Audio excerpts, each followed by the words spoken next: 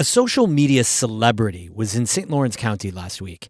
Kelsey Cobb of Hewelton was out with her lady friends at Barking Dog Saloon in Parrishville, and her husband texted her that the guy behind Eat Local New York would be there. He was all pumped up, jacked. He was excited, I think is a little jealous of the fact that I'm here and he's not. She got to meet Anthony Tringale, the guy who travels upstate New York wearing a navy blue mechanic shirt, taking short videos of himself eating at as many restaurants as he can.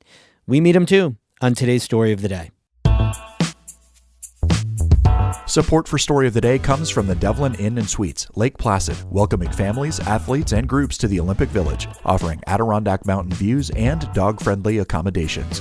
TheDevlinNY.com. Hey, I'm David Sommerstein. It's Wednesday, March 11th. First up, Governor Kathy Hochul toured the North Country yesterday. She visited Fort Drum near Watertown to show her support for soldiers and their families amidst the war in Iran. She met with business leaders about the decline of cross-border tourism since President Trump's trade war with Canada. And she announced Ogdensburg is the latest recipient of New York's downtown revitalization grants. As Catherine Wheeler reports, the governor also set aside additional money to address child care needs in Ogdensburg. Governor Hochul gathered community leaders at Ogdensburg's airport to announce the city will receive $10 million as part of the state's downtown revitalization initiative. Hochul said the money will help local leaders work on connecting Ogdensburg's downtown with its waterfront and improve housing. This is once a major port city and a lumber and grain hub, but that glorious past does not have to be in the rearview mirror anymore. That glorious past needs to be today and brought into the future. Ogdensburg Mayor Michael Tooley said there's a slew of proposed projects in the DRI proposal. Projects that will change the trajectory of Ogdensburg for generations. Projects that will expand housing options, strengthen local businesses, create new jobs, draw visitors from around the North Country and our neighbors in Canada. Projects that will restore pride and vitality to the heart of our city. According to Tooley, Ogdensburg's sales tax revenue dropped by $95,000 last year since Trump imposed steep tariffs against Canada. He says that equates to about $2.4 million in lost business revenue. That's impacted local development projects, including plans to build a 15,000-square-foot child care center. Ogdensburg currently has no child care centers. At Tuesday's event, Hochul said she's aware of that gap. Sometimes parents have to travel 30 miles to just get the support for their kids, and I know that you raised almost 2/3 of the money you needed for a new child care facility, and that construction could start right away if you could get the final amount of money you needed. So this is where the mom governor comes in. We're going to make it happen. Hochul said the Ogdensburg Bridge and Port Authority will receive $1.8 million as the final push needed to get the project off the ground. These two latest grants are another sign of the state's investment in the area. In December, the state awarded $10 million for a community center project near the city. At Tuesday's event, Hochul also announced that two other North Country communities will each receive $4.5 million for community projects. Hewelton in St. Lawrence County and Mariah in Essex County will use the funds for Main Street improvements and building restoration. Catherine Wheeler, North Country Public Radio in Ogdensburg. A former state police commander is running for sheriff in Clinton County. Republican Brent Davison spent almost 3 decades with the state police. He retired last year to run in a special assembly election, which he lost to Democrat Michael Cashman. Davison says his priorities of elected sheriff include restoring trust and accountability and ensuring the safe custody of those incarcerated at the Clinton County Jail. Under current Sheriff David Favreau's tenure, the jail has come under scrutiny over workplace misconduct allegations and the handling of medical care for inmates who've died. Favreau was first elected sheriff in 2002. He told the Plattsburgh Press-Republican that he plans to run for re-election.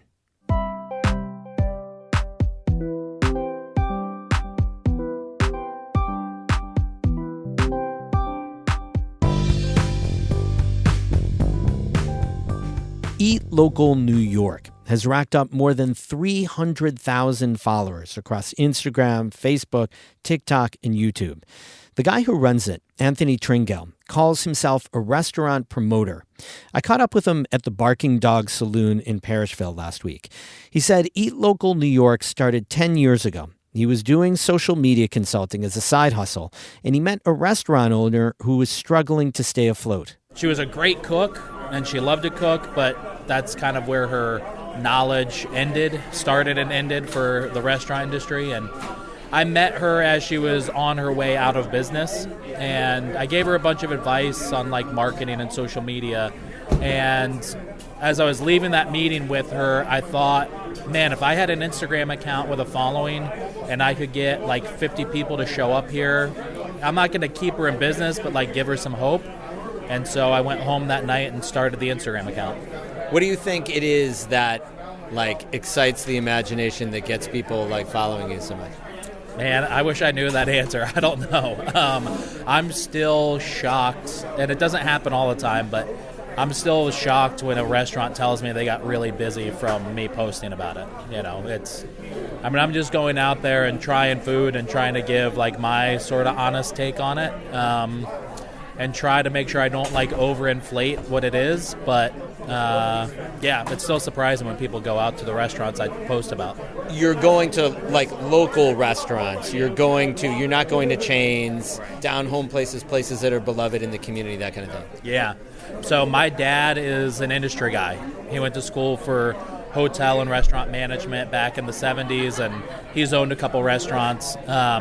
When I was maybe 10 years old, we were in northern Kentucky, and my parents opened a 50s style diner, and they were going out of business from the day they opened. You know, it's a struggle. And I remember being 10, I was homeschooled at the time, which meant I was just up there at the restaurant with the family 24/7.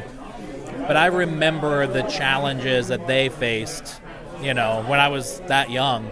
And so it's just nice to like be able to help out other families that are running their restaurants today. And it's always a struggle, you know, to be an independent restaurant owner. Sometimes it's a fun struggle, but it's always a struggle. So I don't know. It kind of feels like I'm helping my parents out, you know. A lot of people will ask you this question. How do you survive eating all this food? I've got a personal trainer that's really good, so I'm with him twice a week, and you know, I try that and tonight's a little different because, you know, I'm really here just because I love the wings and I'm in the area. But tomorrow I'll be going to like 5 different restaurants in Potsdam and filming, and I'll have a bite or two at each spot. And when I'm not filming, I'm home, you know, just eating, not to make content. I just try to take in a lot of protein. I don't eat, you know, a lot of like heavy carbs or sugar or drink too much. Do you buy all the food, or do you get comp sometimes? Or yeah, it varies. It depends on like what we're doing. You know, this is an interesting trip because like I'm coming up here to make content, and so we'll reach out to the restaurants and say like, can you supply a dish? If I ever go to a place and I don't like the food, then I don't post that video 99% of the time, and then I pay for the food. And I, you know, give them my advice on, or tell them why I didn't like it.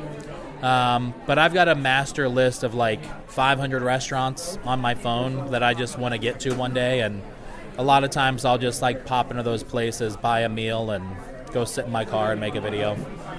How do you get your recs? Like, how have you compiled that list of 500? It's a combination of places I've found online, followers who have sent me recommendations. We have a hotline. People can call in and leave me a voicemail to recommend a restaurant. Restaurants who have reached out over the years. Actually, this guy sitting down here, Dustin, he's been following me for I don't know how long, but he's sent me so many recommendations over the years of places to go. So Anthony Tringell from Syracuse is the guy behind the Eat Local New York social media account. We met up at the Barking Dog in Parrishville, which he claims has the best chicken wings in New York State. I like the wings there just fine, but I gotta say, I'm from Buffalo, the home of chicken wings, and I beg to differ. We have more news all the time on our website, ncpr.org. Music today by I Am Snow Angel of Lake Placid and Danny Thomas of Canton. I'm David Summerstein, North Country Public Radio.